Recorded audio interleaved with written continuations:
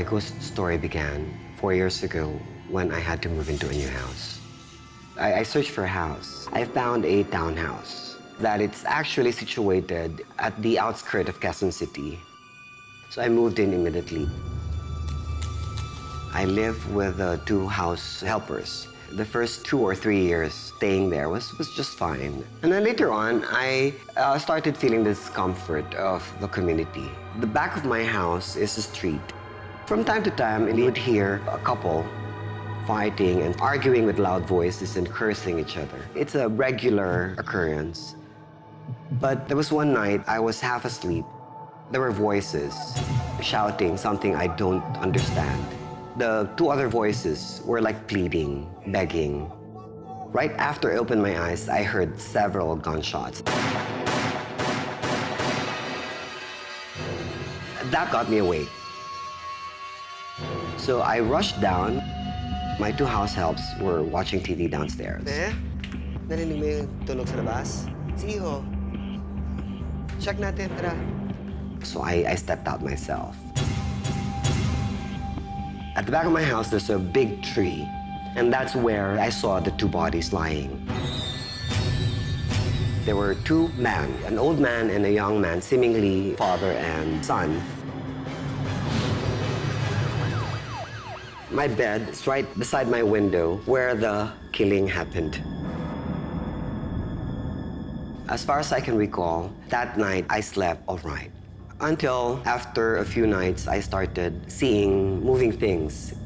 You know when you have a feeling that someone crosses in your peripheral vision? Lying down on my bed, through the divider by the closet, you would see someone moving. This is getting weird. Why am I seeing things? So I carried on with my life until it was no longer just the apparition. I could hear sounds, footsteps. My flooring on the 2nd floor is a hardwood floor. So you would hear distinct footsteps going up the steps and inside the room. It got me scared. I didn't know what I was afraid because I don't believe in ghosts, but I was afraid. The succeeding days and nights were getting worse because there was physical contact already. There was one night I was asleep and I felt somewhat like a stronger than a tap but softer than a slap.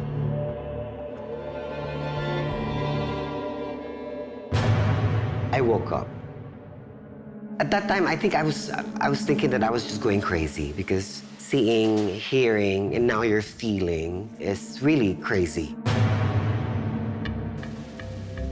One night, I was wide awake. You want to sleep, but because of the things that are happening, you would try to stay awake. So the TV was on. All of a sudden, my bed was shaking this way. Like you're lying down and it was going like that. The vibration became long shaking upwards. But I thought it was a slight earthquake. I immediately ran away. I asked Pepe and JR who were watching downstairs. Namindol ba? Hindi naman po. Hindi. I started questioning myself. Am I believing in ghosts now? I was in so much fear that I said, I think I need to seek for advice from people. I took a picture of the bed and I posted it on Facebook. If there's anyone who could explain to me why it was shaking. One friend called me on the phone and said, Monty, can you please take a video of your bedroom? And I said, okay, I will just take a video of the bedroom and I'll vibrate to you. Took a video going up the stairs and then to the bedroom.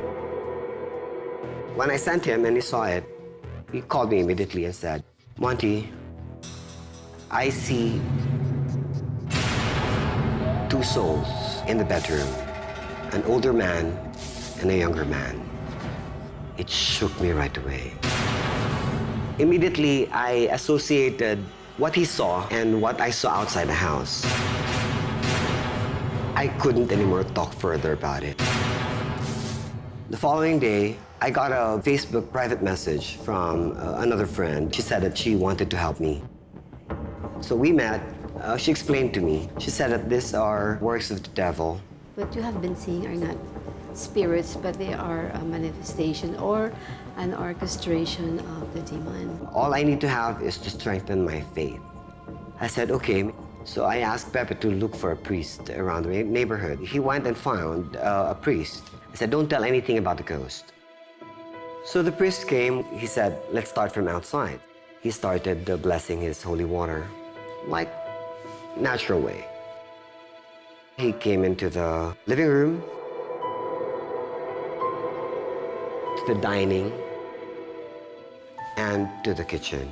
And he said, any more spaces you want us to bless? I said, the second floor. We went upstairs. When I opened the bedroom door, he stopped suddenly, walking, because he was just standing there and staring at the room. Change of persona. He turned around, looked at my bed, stared at it for a couple of seconds, and started blessing it vigorously.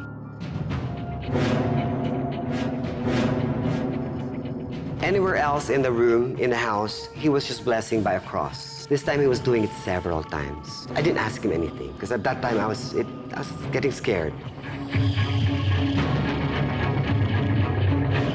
I went back to my Facebook page, and I read through again their advices. One logical suggestion was to bring in the natural light.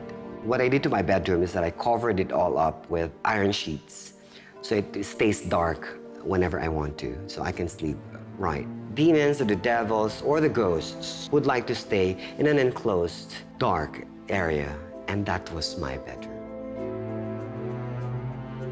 So I took off the sheets so the natural light comes in. I opened up the curtains.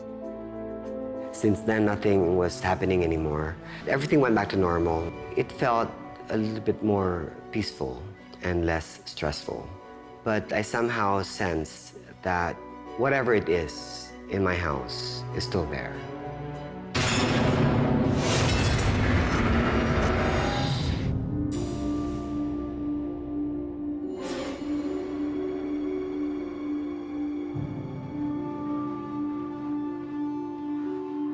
Pengalaman gaib saya bermula waktu saya pindah bersama keluarga di Polonia, Jakarta Timur.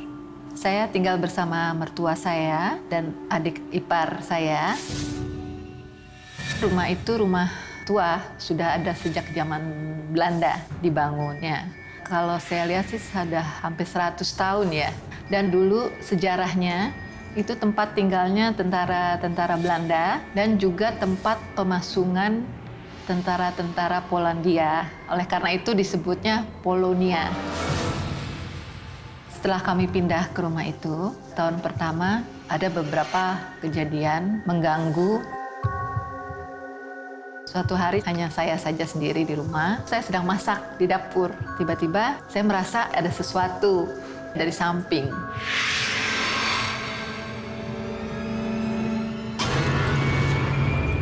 Lalu saya tengok ke tempat yang sama waktu itu, ternyata dia hanya lewat saja. Saya tidak sempat melihat, hanya lihat rambut dan pakaiannya saja. Rambutnya kelihatan, rambutnya panjang. Terus dia pakai baju putih panjang. Cara berpakaiannya tidak umum seperti manusia. Waktu itu saya cek ke dalam, ke tiap kamar saya cek, tidak ada apa-apa. Selain dari saya, adik ipar saya Sari pernah mengalami seperti mendengar suara aneh di rumah itu. Saya lagi tidur siang sama anaknya Weni. Saat itu saya belum tidur, saya mendengar suara manggil nama saya. Saya kalau di rumah dipanggil Nyai, bukan Sari. Dia manggil, Nyai. Nyai. Itu yang saya bikin takut tuh, kalau suara kita biasa kan nggak gema ya, Nyai gitu ya. Ini gema dan panjang gitu. suara perempuan dewasa. Nyai. Itu pertama kali saya dengar suara seperti itu. Terus saya bangun, saya keluar, saya cari Weni. Wen, tadi manggil Nyai? Enggak, baru susah tadi. Mama tadi panggil Nyai? Tidak. Wah, saya bilang itu suara siapa itu siang-siang itu, saya takut. Karena di rumah itu perempuan hanya 3 kan. Ibu saya, Weni. Nggak ada lagi gitu. Takut deh pokoknya dengernya. Saya kalau inget sekarang aja perasaan takut tuh ada lagi gitu. Nyai. Saya juga pernah melihat kehadiran mereka dan berwujud. Pertama waktu itu kejadiannya pada waktu saya sholat maghrib, tiba-tiba saya melihat cahaya datangnya dari belakang saya. Terang sekali, saya kaget sekali, saya sempat berpikir itu apa gitu ya. Terus saya beranikan lihat ke belakang.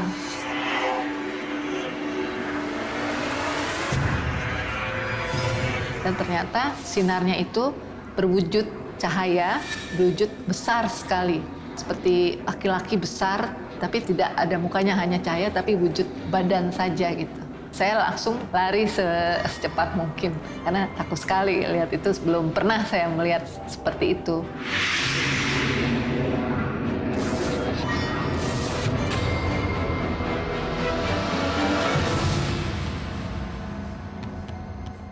Jadi setelah kejadian itu, adik ipar saya sedang sakit keras di rumah sakit. Waktu itu malam-malam saya sedang duduk di ruang makan bersama ibu mertua saya dan anak saya. Ada gelas di meja, tiba-tiba dia bergerak.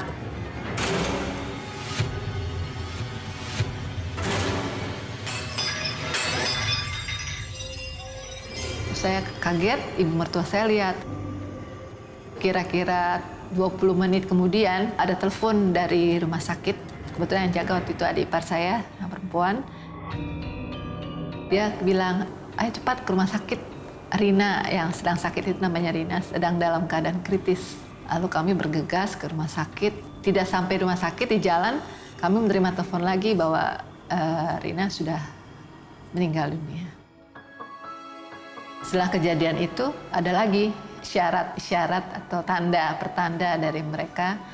Jadi waktu itu kejadiannya tahun yang lalu, ibu mertua saya sedang sakit, sudah kritis, tidak sadar. Jadi pagi itu kami rencana akan ke rumah sakit nengok ibu mertua saya. Pada saat sarapan, saya lihat gelas di meja itu bergeser sendiri seperti waktu kejadian sebelumnya.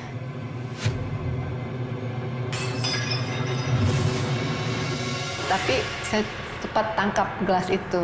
Saya pikir ini kejadiannya kok sama dengan waktu itu. Apakah ini tanda ada berita yang tidak mengenakan seperti yang lalu. Tidak lama setelah itu, saya ditelepon sama suami saya. Dia memberikan kabar bahwa ibu mertua saya sudah meninggal dunia. Jadi dengan kejadian yang sama, dengan gelas berjalan, saya jadi berpikir bahwa mereka memberikan tanda bahwa ada sesuatu yang akan terjadi dengan keluarga saya.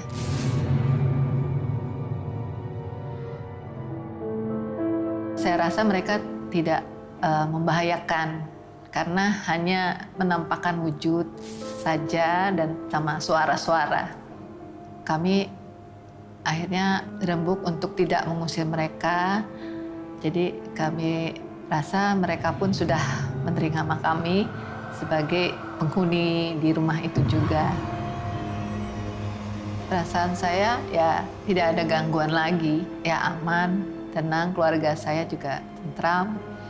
Dan kami sudah merasa betah tinggal di sana, dan harapan kami ya saling menjaga, menghormati, tidak mengganggu mereka. Kami saling menghargai satu sama lain.